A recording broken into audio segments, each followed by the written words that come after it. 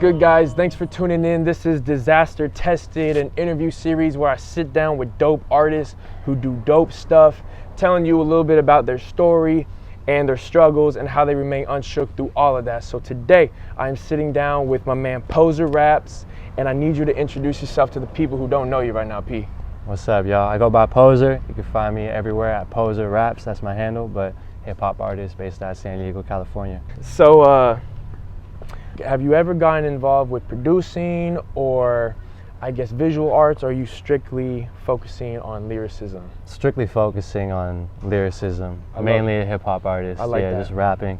I wanted to ask that just because when I listen to your music, you could definitely tell the hours you put in detailing every single syllable in every line, and so I just wanted to shine light on the fact that when you're listening to this man's music, it's going to be a lot of hours of work put into every lyric. There's no filler, and that's the thing that stood out the most to me. Yeah. Why music? Like, was it something that you started doing and then it was just for fun and then you started taking it serious, or did you not even know the process that you were starting when you were 8 years old? Like, yeah, it was probably more so the second. I was always artistic, always creating, whether that be drawing or writing stories.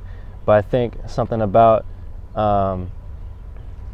feeling your emotions and thoughts and everything through the music like resonated with me, and then I just inherently began writing the music that I was listening to.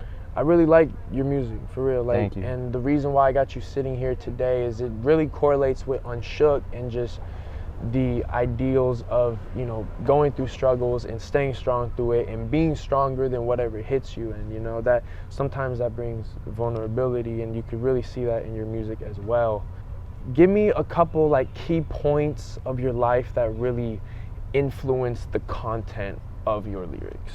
I'd say one main point in my life, I was conflicted between whether I wanted to pursue a career from school and finish college, or pursue a career in music.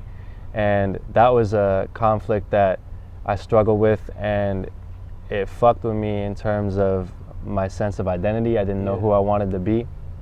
And a lot of my music is about me figuring out who I am or who I want to be, and helping others figure out who they are and who they want to be through that. And so that would be a main point in my life, and a lot happened from that conflict of being like unsure of what I wanted to pursue. You've gone through that and you have a bit more clarity now. Give some advice to people who are still foggy in that point of their life where they just don't know which direction to choose. It seems like there's multiple things on the table. Yeah, there's a few things. Definitely introspect with yourself and figure out what makes you happy and not what makes other people happy, you know? And mainly just, that's probably the main point, honestly. Introspect, figure out what makes you happy, and don't do what other people want you to do or what you think other people would think would be making you happy. Personal, you know what I'm saying? Yeah, that's it. Yeah, I mean, like I said in the last interview, like, everybody's gonna go through their own personal struggles. So why shouldn't we have our own personal, you know, responses to those struggles and do that thing? And it might not be the perfect thing, you know. Like I said, I was making music and now I'm more focused on clothes, and that's totally okay, you know. Yeah, so, and it probably took you making that music to realize your passion for making clothes. Yeah, and so then now you're making clothes over. Follow that path, right? Exactly. Yeah. What role does all of this play in terms of your mental health and I guess just your motivation in the day-to-day life? If I didn't have music, I'd be crazier than I already am. Yeah. And I'm crazy. So it helps a lot. It helps me, like I was saying before, like understand myself and understand who I want to be, and just reflect on me and my life. Yeah. And also help me understand the people in my life. Yeah. More reflection. Exactly. Do you have any questions for me? Ooh, okay. Let's switch roles real quick. Yeah, let's do it. I'll interview you for a second. So why did you name your company UNSHOOK? For the specific reason that your brand represents? So UNSHOOK is just that unbelievable amount of strength that you have, that you know, an earthquake could strike beneath you, and Yeah. you still be standing strong because you are unshook no matter what. Was there a period in your life or a dark point in your life that made you think of this name and this idea to represent? I've always been a very motivated, persistent person no matter what I do. And going through trying to be the best and always, you know, getting shot down several times and noticing like, what is this inside of me that, why don't I give up? I just keep doing it. Like it's stupidity, but it's probably the greatest asset that I have. Yeah. It's just that repetition on really trying to do something no matter what.